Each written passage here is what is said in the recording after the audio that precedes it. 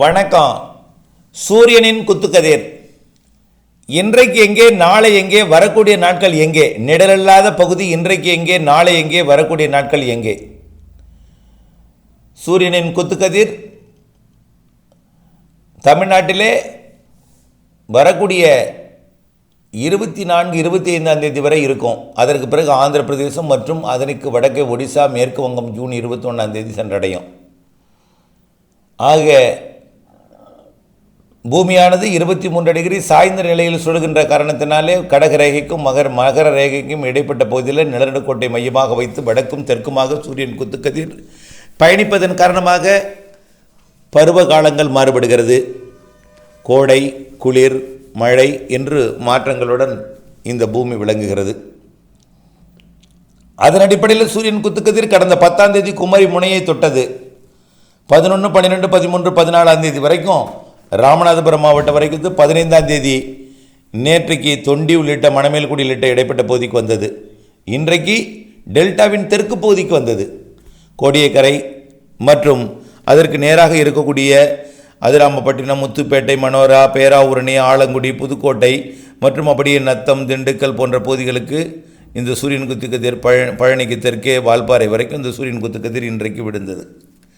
அதாவது சரியாக 12 மணி 12 நிமிடத்திற்கு சூரியன் குத்துக்கதிர் கடலோரம் முதல்ல விடும். அப்புறம் 13, 14 நிமிடத்துக்கு உள்ளே மதியத்தில் ஒரு 12 மணி 10 நிமிடத்துக்கு முன்பாகவே நீங்களோ அல்லது நேரான ஒரு குச்சி போன்ற ஏதேனும் ஒரு பொருளை வைத்து விடுங்கள். அந்த பொருளின் நிழல் சரியாக 12:12க்கு, அதாவது அதான் உச்சி நேரம். இந்த நேரத்தில் சூரியனின் குத்துக்கதிர் அந்த பொருள் மீது விழுந்து பொருளின் நிழல் எந்த பக்கமும் விழாமல் அந்த பொருள் மீதே விழுந்துவிடும். ஆனால் இன்றைக்கு இந்த கோடியக்கரையிலிருந்து வால்பாறை வரைக்கும் உள்ள இந்த பகுதி நேர்கோட்டு பகுதி. ஆனால் இந்த பகுதிக்கு தெற்கே இன்றைக்கு சூரியனோட குத்துக்கதிர் விழுந்தாலும் நிழல் எங்கே விடும்? தெற்கு புறம் விடும். அதே நேரத்தில் டெல்டாவின் வடக்கு பகுதியில் வடக்கு புறம் விடும். ஆனால் இந்த இடத்துல மட்டும்தான் சூரியன் குத்துக்கதிர் நேராக விழுவதன் காரணமாக நிழல் அதன் பாதத்திலேயே விழுந்துவிடும். எந்தவித சாய்வும் இல்லாமல் தரையிலே விழாது.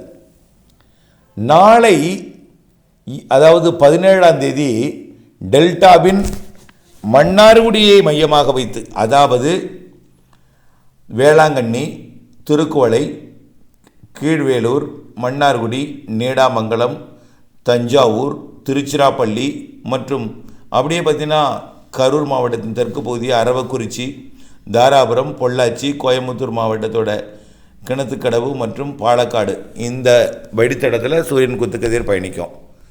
இதனால் டெல்டாவின் மன்னார்குடி உள்ளிட்ட பகுதிகளுக்கு நாளை சூரியனின் குத்துக்கதிர் விழக்கூடிய நாள்.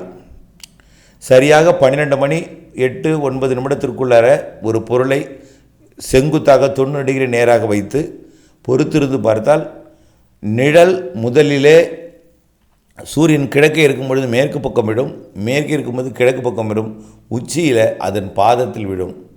சற்று தெற்கு புறமாக வடக்கு புறமாக விடாது. சூரியன் குத்துக்கதிர் செங்குத்தாக விடும் என்பதனால் அதோட நிழல் தன் பாதத்திலேயே செங்குத்தாக விடும்.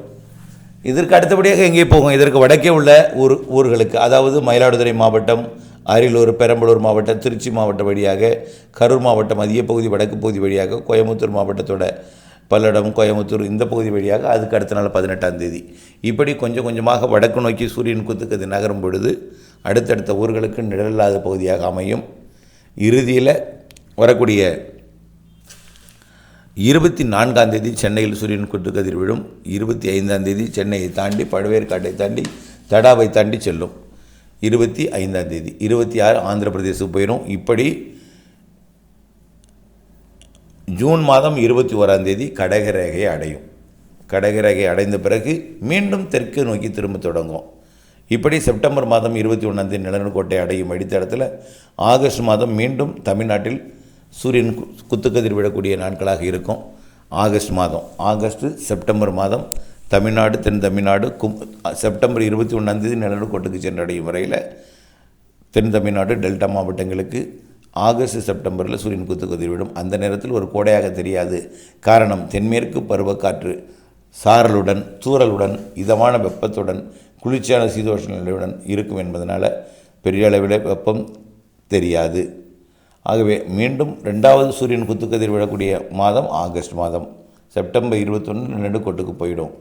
பிறகு அது தெற்கே போன பிறகு டிசம்பர் மாதம் 21 தெற்கே போய் மீண்டும் வடக்கு நோக்கி திரும்பும். இப்படி கடகரேகைக்கும் மகர ரேகைக்கும் இடைப்பட்ட பகுதியில் சூரியன் குத்துக்கதிர் பயணித்து குளிர்காலம், கோடை காலம், மழைக்காலம் என்று பருவ காலத்தை மாற்றி அமைத்து கொண்டே இருக்கும். ஆகவே இப்பொழுது சூரியன் குத்துக்கதிர் தமிழ்நாட்டில் விடுகிற காரணத்தினாலே கடும் அனல் நிலவும். அந்த அனல் கூட 100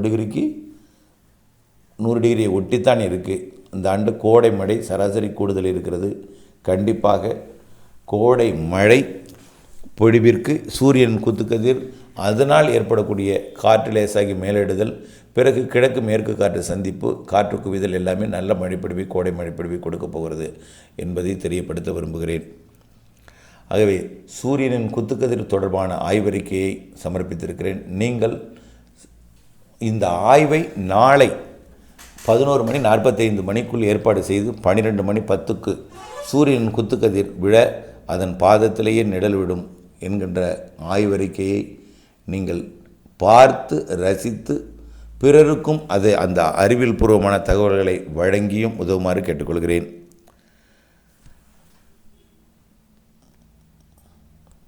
இதன் அடிப்படையில் ஒவ்வொரு தமிழ்நாட்டில் இருக்கக்கூடிய வரக்கூடிய நாட்களிலே எங்கெல்லாம் சூரியன் குத்துக்கதிர் விழும் என்பதை நாம் அறிவிக்கிறேன். அந்த நாட்களிலே நீங்கள் ஆயத்தமாக இருங்கள்.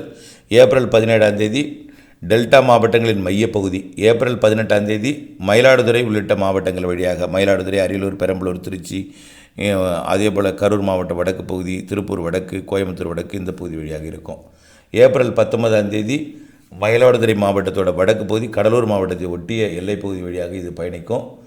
இந்த அதாவது கொள்ளிடம், அப்படியே பிச்சாவரம், சிதம்பரம் இந்த பகுதி வழியாக திட்டக்குடி, வேப்பந்தட்டை, நாமக்கல், திருச்செங்கோடு, ராசிபுரம் மற்றும் பெருந்துறை இந்த வழியாக சூரியன் குத்துக்கதிர் பயணிக்கும். வரக்கூடிய 18 19 பொறுத்த வரைக்கும், அது 20 பொறுத்த வரைக்கும் கடலூர் வழியாக கடலூர், பன்ருட்டி மற்றும் உளுந்தூர்பேட்டை, தியாகதுர்கம், கள்ளக்குறிச்சி, ஆத்தூர், வாழப்பாடி, ஓமலூர், சேலம், எடப்பாடி இந்த மாதிரி கோபிச்செட்டிப்பாளையம், சத்தியமங்கலம், கூடலூர், பந்தலூர் வழியாக இந்த சூரியன் குத்துக்கதிர் பயணிக்கும். அடுத்தபடியாக பார்த்தீங்கன்னா வரக்கூடிய 21 பாண்டிச்சேரி, புதுச்சேரி, அப்புறம் பார்த்திங்கன்னா விழுப்புரம், திருக்கோவிலூர், பாப்பிரெட்டிப்பட்டி, சங்கராபுரம் மற்றும் ஏற்காடு அதன் வழியாக பயணிக்கும். நெருப்பூர், மேட்டூர் இதன் வழியாக சாம்ராஜ் நகர் வழியாக பயணிக்கும் சூரியன் குத்துக்கதிர். எப்போது? 21 22 சற்று வடக்கே, அதாவது திண்டிவனம், செய்யூர், செஞ்சி, சாத்தனூர் இந்த இதன் வழியாக பாலக்கோடு, பெண்ணாகரம், தருமபுரி இந்த வழியாக அந்த சூரியன் குத்துக்கதிர் பயணிக்கும். 22 23 தென் சென்னை, அதாவது சென்னை மாநகராட்சியோட தெற்கு பகுதி, செங்கல்பட்டு மாவட்டத்தோட வடக்கு பகுதி, அதாவது எங்கன்னா முட்டுக்காடு, கோவளம் மற்றும் அப்படியே பார்த்தீங்கன்னா ஸ்ரீபெரும்புதூர், காஞ்சிபுரம், ஆற்காடு, அதேபோல் வேலூர், ஆம்பூர், ஆரணி, வாணியம்பாடி, ஒசூர் இந்த பகுதி வழியாக பயணிக்கும். 24 சென்னை வழியாக, சென்னை, அம்பத்தூர் இந்த வழியாக, சென்னை அப்படியே கிழக்கு நோக்கி பூந்தமல்லி, அம்பத்தூர், அரக்கோணம், திருவள்ளூர், காட்பாடி அப்படியே பார்த்திங்கன்னா குடியாத்தம் வழியாக அப்படியே மேற்கு நோக்கி பயணிக்கும் சூரியன் குத்துக்கதிர். இந்த நாட்களிலே நிழல் இல்லாத நாட்கள் என்று நீங்கள் உணர்வதற்கு ஆய்வை மேற்கொண்டு பார்த்து ரசிக்குமாறு அன்போடு கேட்டுக்கொள்கிறேன். நன்றி.